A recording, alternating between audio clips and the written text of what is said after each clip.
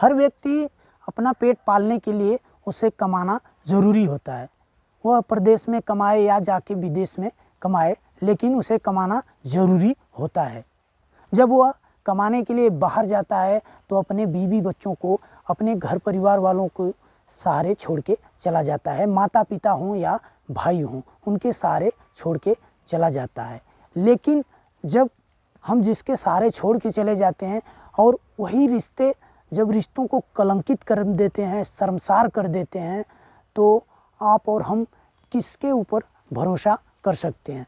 जी हाँ, इस घटना में ही ऐसा कुछ होता है कि जब एक शख्स के साथ उसके ही अपने सगे रिश्तों को कलंकित कर देते हैं, शर्मसार कर देते हैं, तो यह सोचने पे हम विवश हो जाते हैं कि आखिरकार किसके ऊपर हम भरोसा करें या ना करें। यह घटना उत्तर प्रदेश के सीतापुर ज़िले की है, जहाँ पर एक थाना लगता है महमूदाबाद, वहीं पे एक गांव लगता है फतेहपुर खैरवा, वहीं की यह घटना है। 15 जून 2022 को 8 बजे करीब विशाल का फ़ोन आता है अपनी माँ को और वह कहता है, माँ मैं बहुत ही आराम के साथ लखनऊ पहुँच गया हूँ और कोई दिक्कत परेशानी की बात नहीं है, आप चिंता न करना, मैं बड़े ही आराम से पहुँच गया। माँ इधर से जवाब देती है, बेटा तू तो पहुँच गया, लेकिन तेरा भाई बड़ा जयकरण अभी घर नहीं पहुँचा है। जी घबरा रहा है, कहीं उसका पता नहीं चल रहा है, उसका फ़ोन स्विच ऑफ आ रहा है। वह कहता है कि माँ भैया तो बोले थे कि मुझे कहीं भी रास्ते में रुकना नहीं है, सीधे घर जाना है। वह बस स्टैंड छोड़ के तुरंत ही वापस घर चले गए।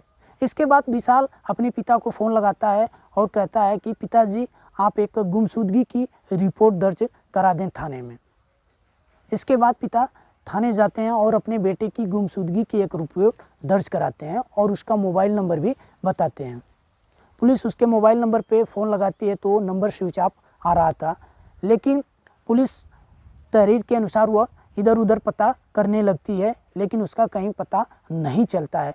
कुछ ही समय बाद एक फ़ोन आता है पुलिस को, साहब धधरा ईंट भट्टे के पास एक डेड बॉडी पड़ी हुई है। पुलिस फ़ौरन उस स्थान पे पहुंचती है और शव को कब्जे में लेके थाने चली आती है। इसके बाद उसके पिता को फ़ोन करती है कि आइए एक डेड बॉडी मिली हुई है, आके शिनाख्त कर लीजिए।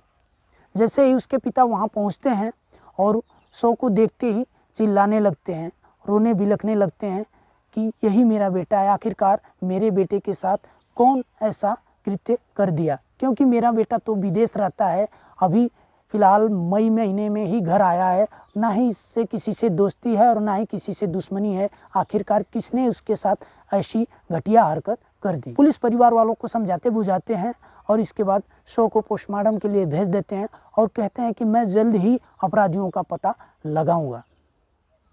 वे घर माता पिता वापस चले आते हैं। इसके बाद पुलिस अपने तरीके से जांच पड़ताल करना शुरू कर देती है, लेकिन इस घटना से पर्दा उठता नज़र नहीं आ रहा था। पुलिस लाख कोशिश कर रही थी, लेकिन कोई सुराग नहीं मिल पा रहा था। पुलिस परिवार वालों को एक दिन थाने बुलाती है और सबसे पूछताछ करती है, अलग अलग सबसे पूछताछ करती है। उसी दौरान जयकरण का छोटा भाई विशाल को पूछताछ करती है तो वह बातों ही बातों में मानो हिचक सा रहा था। पुलिस को उसके व्यवहार से कहीं न कहीं शक हो जाता है, लेकिन घटना उसके भाई की थी, मर्डर उसके भाई का हुआ था, इस वजह से पुलिस ज़्यादा दबाव नहीं बना रही थी। लेकिन पुलिस को अपने सूझबूझ और अपने काबिलियत के माध्यम से उससे राज को उगलवा लेती है और उससे पूछताछ करती है। पुलिस को जो वह राज बताता है, इसके बाद पुलिस इस घटना को सुनकर ऐसा सोचने पे मजबूर हो जाती है कि क्या रिश्ते आज के इतने कमज़ोर हो गए हैं। वह कहता है कि साहब मेरा भाई जब मई महीने में विदेश से घर वापस आया था तो एक दिन की बात है, मैं अपने भाभी के साथ आपत्तिजनक स्थिति में था और अचानक भाई घर में आ जाता है और हम दोनों को साथ में देख लेता है। इसके बाद वह हम लोग को डांटता फटकारता है और समझाता हो जाता है और वह कहता है कि तुम विशाल जो करते हो अच्छा नहीं है, यह तुम्हें नहीं करना चाहिए था, अब तुम बड़े हो गए हो, जाओ कहीं पे नौकरी करके कमाओ खाओ। इसके बाद मैं काम की तलाश में लग जाता हूँ और मुझे लखनऊ में एक जॉब लग जाती है और मैं 15 जून को वहाँ चला जाता हूँ। मेरा भाई मुझे बस स्टैंड छोड़ने के लिए मेरे साथ में आता है और बाइक से हम लोग चले आते हैं स्टैंड के लिए। रास्ते में मैं पीछे बैठा था और भाई मेरा गाड़ी चला रहा था। मैं कहता हूँ कि भैया गाड़ी ज़रा रोकिए। भाई गाड़ी रोकता है और मैं पहले से ही अपने पास लिए हुए धारदार हथियार को निकालता हूँ और उसके गले पे लगा देता हूँ और एक ही झटके में उसके गले को उतार देता हूँ। और जब वह लहूलुहान हो जाता है, छटपटाने लगता है और वहीं गिर जाता है, इसके बाद मैं गाड़ी को छोड़ के मैं बस स्टैंड चला जाता हूँ और लखनऊ के लिए रवाना हो जाता हूँ। इसके बाद माँ को मैं फ़ोन करके बता देता हूँ कि माँ, मैं बड़े ही आराम से आसानी के साथ मैं लखनऊ पहुँच गया हूँ, कोई दिक्कत नहीं हुई। रुका।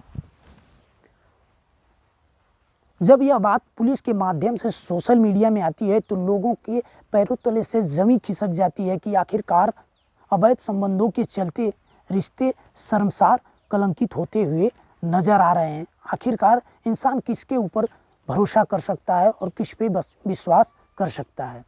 पुलिस इसके बाद जयकरण के बीवी को बुलाती है और उससे भी पूछताछ करती है। तो वह बताते हैं कि साहब, एक दिन की बात थी, जब मैं नहा के बाथरूम से बाहर निकल रही थी तो विशाल चुपके से मेरी वीडियो बना लिया था और वह वीडियो मुझे दिखा के ब्लैकमेल करता था। कहता था कि अगर तुम मेरे साथ शारीरिक संबंध नहीं बनाओगी तो मैं यह वीडियो सोशल मीडिया पे वायरल कर दूंगा और तुम बदनाम हो जाओगी। इसी के डर से वह मेरा शारीरिक शोषण करने लगा। जब भी मौका मिलता था तो वह मेरे साथ इस तरीके की बदतमीजी किया करता था। डरवश मैं न ही यह बात अपने पति को बताई और न ही कभी किसी सास ससुर को भी यह बात बताई। अफसोस, अगर वह समय रहते यह बात अपने पति को बता देती या सास ससुर को बता देती तो शायद उसके पति की जान नहीं जाती और ना ही उसका शारीरिक शोषण होता। पुलिस इस घटना में गैर इरादतन हत्या करने के मामले में 302 के तहत उसे अरेस्ट कर लेती है और जेल में भेज देती है। जी हाँ, इसी घटना के साथ होना चाहेंगे। अलविदा, फिर मिलेंगे, तब तक के लिए धन्यवाद।